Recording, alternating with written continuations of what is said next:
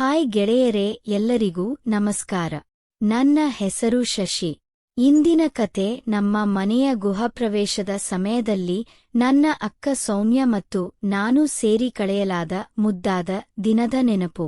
ನಮ್ಮ ಮನೆ ವರ್ಷಗಳ ಕನಸು, ಅಪ್ಪ ಅಮ್ಮನ ಶ್ರಮ, ನಮ್ಮಿಬ್ಬರ ಆಶೆ ಆಳ ಸೇರಿ ಒಂದು ಹೊಸ ಬದುಕಿನ ಹಂತಕ್ಕೆ ಕಾಲಿಡುತ್ತಿದ್ದ ದಿನ.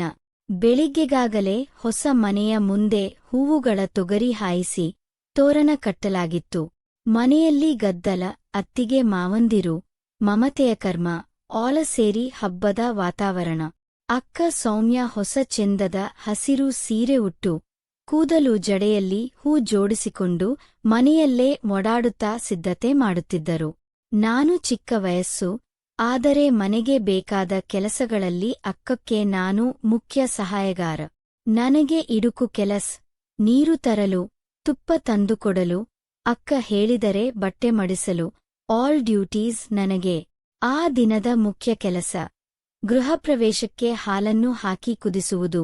ಆದರೆ ಹಾಲು ಇನ್ನೂ ಹಳ್ಳಿಯ ಹಿಂಭಾಗದ ಮನೆಯ ಹಸುಗಳಿಂದ ತರಬೇಕಿತ್ತು. ತಾಯಿ ಕಿಚನ್ನಲ್ಲಿ ಉಪ್ಪಿಟ್ಟು, ಶೇಂಗಾ ಚಟ್ನಿ ತಯಾರಿಸುತ್ತಾ ನಮ್ಗೆ, ಸೌನ್ಯಾ, ಶಶಿಗೆ ಜೊತೆ ಹೋಗಿ ಹಾಲು ತಂದುಕೊಡಿ, ಬೇಗ ಬೇಕು, ಪೂಜೆ 10ಕ್ಕೆ ಇದೆ ಎಂದು ಹೇಳಿದರು. ಅಕ್ಕ ನನ್ನತ್ತ ತಿರುಗಿ, ಬಾ ಶಶಿ, ಇಬ್ಬರೂ ಸೇರಿ ಹೋಗೋಣ ಎಂದು ನಗುತ್ತ ಬಂದರು. ಅವರ ಮಾತಿಗೆ ನನಗೆ ಉತ್ತೇಜನೆ. ಹಗ್ಗದ ಚೀಲ ತೆಗೆದು ನಾವು ಹಿಂಭಾಗದ ಹಸುವಿನ ಕಡೆ ಹೊರಟೆವು. ಹೊಸ ಮನೆಯ ಹಿಂದಿನಿಂದ ಮಂಜಿನ ಗಾಳಿ ತಟ್ಟಿಕೊಂಡಿತ್ತು. ಹೊಲದ ದಾರಿ, ಹಕ್ಕಿಗಳ ಕೂಗು, ಎಲೆಗಳ ತರಲೆ, all adding commonness to a festival day. ಅಕ್ಕ ನಡುವೆ ಮಧ್ಯೆ ಬಾಲ್ಯದ ನೆನಪು ಹೇಳುತ್ತಾ, ನೀನು ಚಿಕ್ಕವನಾಗಿದ್ದಾಗ ಹಾಲನ್ನು ತರಲು ಹೋಗಿ ಕಳಿತಿದ್ದ ನೆನಪಿದೆನಾ ಎಂದು ನಗುತ್ತಿದ್ದರು. ನಾನು ಮುಖ ಬಾಚುತ್ತಾ, ಅದು ಹಳೆಯದು ಅಕ್ಕ, ಈಗ ನಿಜವಾದ ಮನುಷ್ಯ ಎಂದೆ. ಅವಳು ಮುದ್ದಾಗಿ ನನ್ನ ತಲೆಗೆ ತಟ್ಟಿದರು. ಹಸು ಕಟ್ಟಿದ್ದ ಜಾಗಕ್ಕೆ ತಲುಪಿ ನಾವು ಮಾಲೀಕರಿಗೆ ಹಾಲು ಕೇಳಿದೆವು. ಅವರು ಪೂರ್ತಿ ಒಂದು ಹೊತ್ತು ಹಾಲು ತುಂಬಿದ ಕುಡಿಕೆ ಕೊಡಲು ಶುರುಮಾಡಿದರು. ಅಕ್ಕ ಆ ಹಾಲನ್ನು ಜೋಳಿಗೆಯಲ್ಲಿ ಇಟ್ಟರು. ನಾವು ಹಿಂದಿರುಗುವಾಗ ದಾರಿಯ ಮಧ್ಯೆ ನಾನು ಜಾರಿ ಬೀಳುತ್ತ ಆ ಹಾಲು ಅರ್ಧಕ್ಕಿಂತಲೂ ಹೆಚ್ಚಾಗಿ ಅಕ್ಕನ ಸೀರೆಯ ಮೇಲೆ ಚೆಲ್ಲಿಬಿಟ್ಟೆ. ಅಕ್ಕ ಒಂದು ಕ್ಷಣ ಬೆಚ್ಚಿಬಿದ್ದರು. ಹಸಿರು ಸೀರೆ ಮೇಲೆ ಬಿಳಿ ಹಾಲಿನ ಹನಿಗಳು ತೇಲಿ ಒಂದು ಚಿತ್ರವನ್ನೇ ರಚಿಸಿದಂತೆ. ನಾನು ನಾಚಿಕೊಂಡು ತಲೆ ತಗ್ಗಿಸಿದೆ. ಅಕ್ಕ, ತಪ್ಪಾಗಿದೆ, ಕ್ಷಮಿಸು ಎಂದು ಮುದುವಾಗಿ ಹೇಳಿದೆ. ಅಕ್ಕ ನಗುತ್ತಾ, ನೀನು ಜಾರಿದ್ದೀಯಲ್ಲ, ಅದರಲ್ಲಿ ಏನು, ಬಾ, ಮೊದಲಿಗೆ ಮನೆಯ ಬಳಿಯ ಕೊಳದ ಬಳಿಗೆ ಹೋಗಿ ಇದನ್ನು ತೊಳೆಯೋಣ ಎಂದು ಮಮತೆಯಿಂದ ಹೇಳಿದರು. ನಾನು ಸ್ವಲ್ಪ ಹಾಲು ಉಳಿಸಿದ ಜೋಳಿಗೆಯನ್ನು ಹಿಡಿದಿದ್ದೆ. ಅಕ್ಕ ಸೀರೆಯ ಭಾಗವನ್ನು ನೀರಿನಿಂದ ತೊಳೆಯುತ್ತಿದ್ದರು.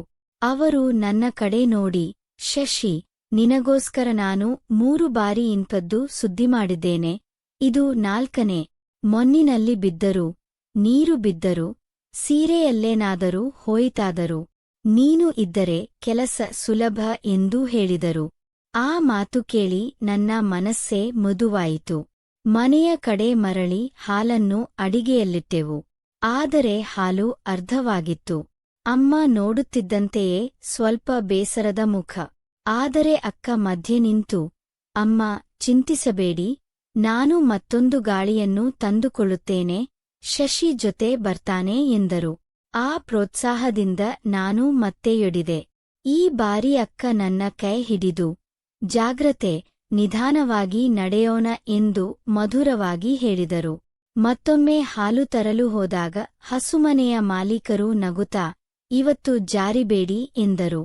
ನಾವು ಕೂಡ ನಕ್ಕೆವು. ಹಾಲು ತೆಗೆದುಕೊಂಡು ಈ ಬಾರಿ ನಾವು ಬಲವಾಗಿ ಹಿಡಿದು ಮನೆಯಲ್ಲಿ ತಲುಪಿದೆವು. ಅಮ್ಮ ಸಂತೋಷವಾಗಿ, ಇದೋ ಈಗ ಗುಹಪ್ರವೇಶಕ್ಕೆ ಬೇಕಾದ ಹಾಲು ಸಿಕ್ಕಿತು ಎಂದರು. ಹಾಲನ್ನು ದೊಡ್ಡ ಪಾತ್ರೆಯಲ್ಲಿ ಹಾಕಿ ಅಕ್ಕಕ್ಕೆ ಕೊಟ್ಟರು.